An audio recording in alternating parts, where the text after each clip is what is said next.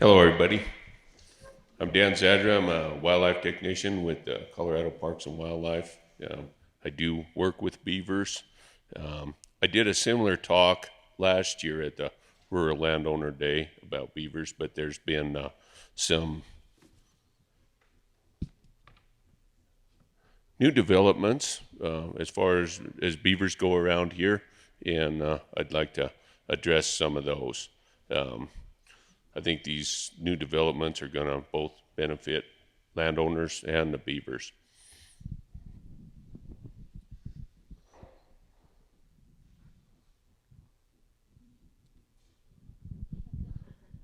I think some of these, yeah, it's going to be a pretty good time to be a beaver. These more people are realizing how beneficial beavers are to the landscape and to our environment as a whole.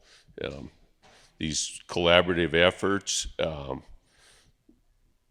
going to be just incredible. They're based similar like what Pat McGee talked about with the GBC, the Gunnison Basin Sagebrush Ecosystem Alliance, kind of a loose conglomeration of natural resource agencies, nonprofits, and interested individuals. Um, Ashley Hom with the Forest Service, the hydrologist with the U.S. Forest Service, she's been doing steering this. Andrew Breebart, hydrologist with the BLM, same deal. And so these groups are all bringing expertise and ideas to the table. Um, Other nonprofits like the Defenders of Wildlife, Aaron Hall, they have a program to help fund projects that for landowners to exist with beavers. Some of this work has already been started locally. I don't know if you saw in the paper the work that the Beaver Believers did up in Taylor Park, enhancing some streams, doing actually man-made beaver structures to encourage beavers to move in and start spreading the water and doing the good things. And hopefully beavers will be more inclined to move into that. And today's field trip, you know, Brandon Miller with the U.S. Fish and Wildlife Service does a lot of work with landowners here, and he's been instrumental in setting this up. So we'll be able to go and look at some of these projects. It's going to be a win-win for beavers, us, and other species. Last summer, I was trapping some beavers at the CPW has some the water in Deer Lakes. I don't know if all you are familiar with Deer Lakes, a series of ponds.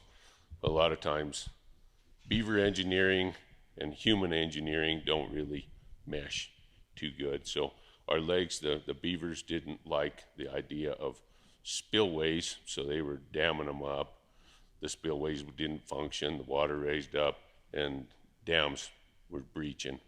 And then the beavers didn't have a pond at all. So I was up there removing the beavers that were causing the problem, and we had a good place to move them to. There were tourists up there at the time. The one guy came up to me and he says, what are you going to do with him? And I had this beaver, and I always like to talk to people, you know, and show them what I'm doing, explain the stuff that we're doing. He says, what are you going to do, knock him in the head? And I said, no, I'm going to haul him off. He goes, oh, and he cut me off. You're going to haul him off and then knock him in the head. And I said, no, I'm going to haul him off to go be a good, happy, beneficial beaver. And he says, why would you do that? They're nothing but vermin. And I tried to explain all the benefits of beavers. He wasn't having any of it. So it just reinforced my appreciation for being involved with these groups, with all the great people.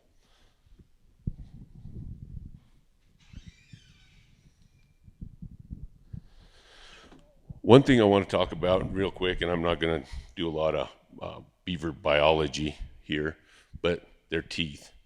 Uh, whether you really like what they do or hate what they do, their teeth are a big reason for it.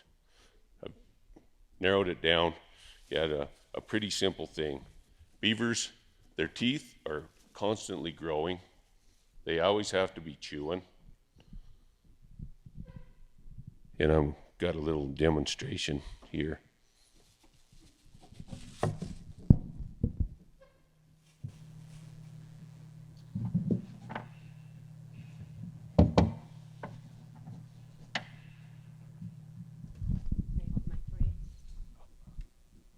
I think well, maybe, yeah.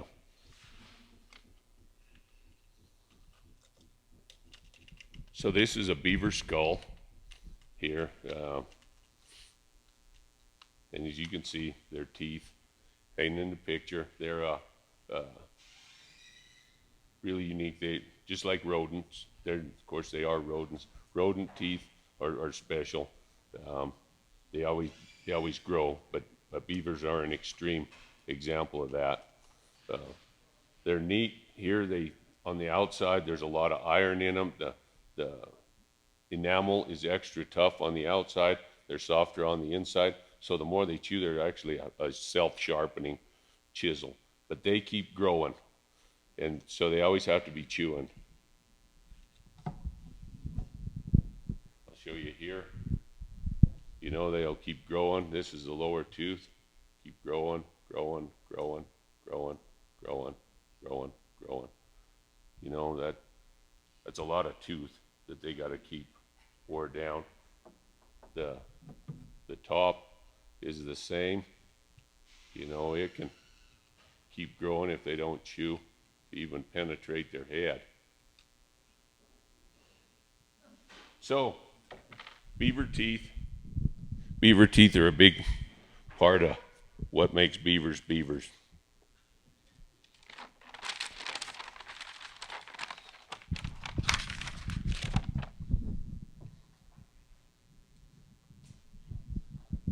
So in one of our meetings we had with the beaver believers, we always used to call them problem beavers, nuisance beavers. Somebody thought that just troublesome beavers, you know, they can cause some issues, but nothing that can't be overcome.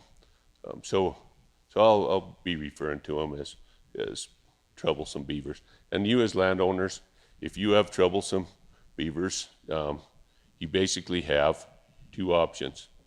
Either remove them, or you learn to live with them, or do stuff to live with them. Each situation is going to be a little different as to how you deal with that, and there'll be several factors that'll play into your decision on that. You know, the type of trouble that they're causing you, the timing, whatever during what period of the year that it's occurring, and then your individual attitudes. You know, everybody's different. Some people are way more tolerant than other people. And after dealing with troublesome beavers for lots of years, I've seen the whole gamut of it. So as far as removal goes, there's lethal and non-lethal methods.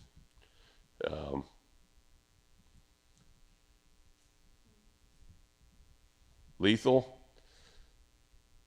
it seems harsh, but you know, I believe there's certain situations where, you know, lethal removal might be the best option.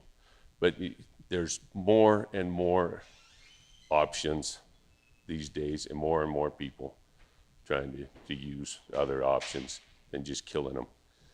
As far as the lethal methods, as landowners, if you have private property and beavers are doing damage and you don't like it, you want them rid of them, you're within your right to shoot those beavers. There's also a trapping ban that was Amendment 14 that was voted in 1996 that banned lethal traps pretty much in Colorado. But landowners can get a 30-day exemption to that, coming to the CPW and talking to the district or the area wildlife managers where you can use lethal traps to take care of beavers doing agricultural damage. Chewing down ornamental trees doesn't qualify for that. It has to be agricultural damage. And then of course there's live trapping and relocation. Beavers sounds great, sounds really attractive, but you know there's several legal and ethical constraints, you know, before you jump right into that. So you cannot just move beavers, just catch beavers on your place and move them someplace. To move beavers, and actually any wildlife, you know, there's regulations with Colorado Parks and Wildlife. But yeah, if you're going to move them, you're going to need to get a permit. And careful consideration, you know, before you move any wildlife. You know, it doesn't matter whether it's raccoons or beavers. A lot of damage can be done. So the permit you can get, you know, from you come in and suggest it to the Parks and Wildlife. We'll talk to the land management agencies and get ideas, because there's where or when they can use beavers. You don't want to be moving your problem to somebody else. You know, one of the things is you know, they don't. I move some, and a lot of times they don't stay. You know, and I have no idea. You know, it's kind of odd why they move. You know, I guess I don't have the mind of a beaver, but it's not like planting a tree or a bush. You're not gonna stick a beaver and he's gonna stay right there. Anything that they don't like, you know, they're gonna move around. So what we try to do is maximize the areas where we put them, where they're gonna benefit the most, cause the least issues, and then where it'll be a success. You know, a lot of people see beaver ponds. Well, I'll just take the beaver and throw it in there. Beavers are very territorial. You know, if you do that, you're going to be causing conflict with the resident beavers. They fight wickedly, and defending their territory. So we don't want to do that. There's a lot of cool things we're doing. 5 minutes is you know, one of the things is reintroducing the cutthroat trout into some of these drainages. Beavers are really good for that, making the water deep enough so these cutthroat trout can survive and thrive. So a lot of the transplants we're doing is toward that end. Here's some pictures. This is a beaver in a live trap. A beaver live trap's different than like what you might catch a skunk with or a raccoon. They're almost like a suitcase made out of chain link. And then here, I like to, when I'm moving beavers, their welfare, comfort, humane treatment is always upmost. Whoops. I'll move them into a transfer box. Their feet seem to be kind of tender. So instead of walking on the metal of the trap, if I'm transplanting them, I like to put them in that box, have a lot of good vegetation in there, keep putting water on them to temperature regulate. This one on the right with me, and that's our officer in Lake City and his little daughter, learning how wonderful beavers can be. And that's actually the beaver that the Texan thought should have been knocked in the head. And yeah, when I'm moving them, people like to see them, and beavers do great PR work for themselves in person. Timing, moving beavers, I get lots and lots of calls about moving beavers. You have to give them time to set up for the winter. You know, like this picture here, we've got, you know, the lodge, the food bank. They'd had to build that dam up enough to raise that water so they can get to that food that they've stored. So yeah, it's a big job, and then they're just dumped right into a place. So we want to give them enough time, or it can be a horribly cruel thing trying to move them too much in the year. From my experience, that window of opportunity closes around August. A lot of times early, we don't want to be moving beavers that might have dependent young. So the good thing with that is a lot of these troublesome beavers, they are ones that are displaced from a colony. Those are the ones that they don't have a good place because all the good habitat's occupied. So they're moving into marginal places. So these troublesome beavers are adolescent, basically. So that we don't have to worry about them having dependent young.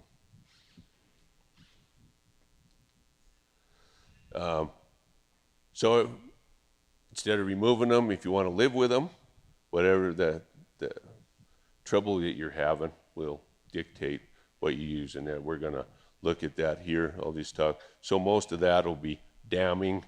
They're damming the ditch, damming the creek, building ponds, flooding your place, or stopping your water, and chewing down trees. Chewing down trees is simple. You can protect the trees. If they can't get at them, you got the problem solved. They're not going to be chewing your trees down. They love cottonwoods, willows, aspens. Some of the ornamental species are like candy to them. I think it's like Chinese crab apples, or just, they love those. So yeah, I've seen people just wrap chicken wire. Beavers are big, strong animals. Chicken wire, I think they probably use like dental floss while they're chewing your tree down. There's lots of good videos. There's lots of good stuff on the internet on how to protect your trees, even low electric fence. And these are a couple examples of the stuff that we're going to be looking at, I believe, on our field trip. Exclusion devices here on the right. That's a culvert here at the narrow end. Beavers love plugging culverts. This type of fencing structure, these were called beaver deceivers, but the guy that came up with it, which is very clever, he's patented it. So they're beaver exclusion devices. And then pond levelers, where if you decide you want a beaver pond, but there's too much water for what you want, you can make a leveling device that'll bring the water down. The beavers are still happy. You're still happy. Win-win for everybody. All right. That's all I have. Any questions? Shane. One comment. You said you work with beavers. How do you work with them? Do you guys go to a monthly meeting? Sometimes, yeah. I would like to say, though, all this talk about trapping and removing beavers, Colorado Parks and Wildlife does not trap beavers on private property. It's up to the landowners to find people that do that. How rapidly do beavers reproduce, and how far do the young disperse to make their own homes? They can disperse quite a ways, miles, multiple tens of miles. And how fast they reproduce, they have a litter of, probably around 4 kits every year. The kits are born, they stay a year as the yearlings. When they turn 2, when the mother's having the second litter, the 2-year-olds, they get kicked out. And those are usually the ones that cause the problems. Anybody else? What's that? Yeah, and irrigation ditches are a special thing because, pond levelers probably don't do enough, don't run enough water that you need. So, yeah, in that case, Normally, yeah, when they're causing the problem in the ditch is a good time to catch them and move them someplace. Thank you.